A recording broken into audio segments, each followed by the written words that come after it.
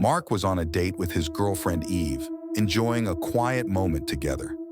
Eve was thrilled to have Mark's undivided attention when suddenly their peaceful time was disrupted.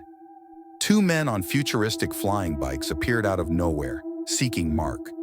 Ignoring his consent, they attempted to take him away, prompting Mark to defend himself by punching one of them.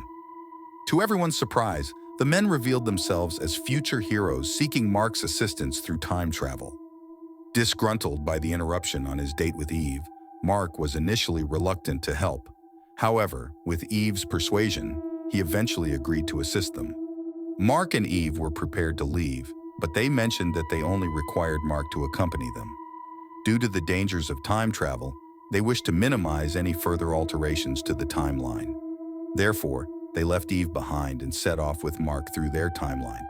During the journey, Mark changed into his costume, which he was wearing underneath his clothes. Upon reaching their destination, Mark inquired about how he could assist them. They disclosed that they needed him to confront their king, who had become insane. When the king's henchmen caught sight of the trespassers, the two individuals advised Mark to surrender himself, as it would simplify matters. Accordingly, they all cooperated and allowed themselves to be taken into custody. In the cell, they placed him, and two individuals from a future time disclosed to Mark all the ongoing events in their world. A century prior, society teetered on the edge of collapse. A singular individual arose as a leader, restoring order and rescuing the world from turmoil.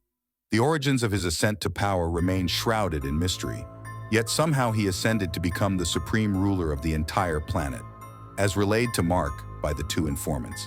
He has governed the world for centuries. Inquired by Mark if this ruler was a Viltrumite, the duo displayed ignorance of such a term. The monarch had spiraled into madness, and despite numerous attempts by the pair to thwart him, including resorting to poison, they found all their efforts to end his reign futile.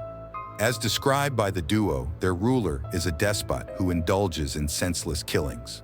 While they spoke, the king's minions entered their confinement and swiftly seized Mark as the monarch desired an audience with him. Mark was shocked to discover that the ruler was actually none other than the Immortal. In Mark's reality, the Immortal is revered as a hero, so he was taken aback to find him as a tyrant in this parallel world. The Immortal immediately recognized Mark. According to the Immortal, a future version of Mark Grayson had departed Earth with his family over 3 centuries ago. Mark inquired about his wife, Kate, but the Immortal couldn't recollect her. The Immortal disclosed his desire for death, claiming that no one on Earth possessed the power to end his eternal life except for Mark. That was the reason he sought out Mark. He implored Mark to end his life, but Mark declined to comply. Immortal began attacking Mark, attempting to provoke Mark into killing him. During the altercation, Immortal confessed to his heinous actions, including the murders of women and children. He also accused Mark of placing him in charge of the Earth, shifting the blame onto Mark. Overwhelmed by the revelations, Mark felt compelled to end Immortal's life. Mark decapitated Immortal, rendering him temporarily lifeless. Before departing, Mark warned the duo that Immortal would regenerate unless his body parts were separated.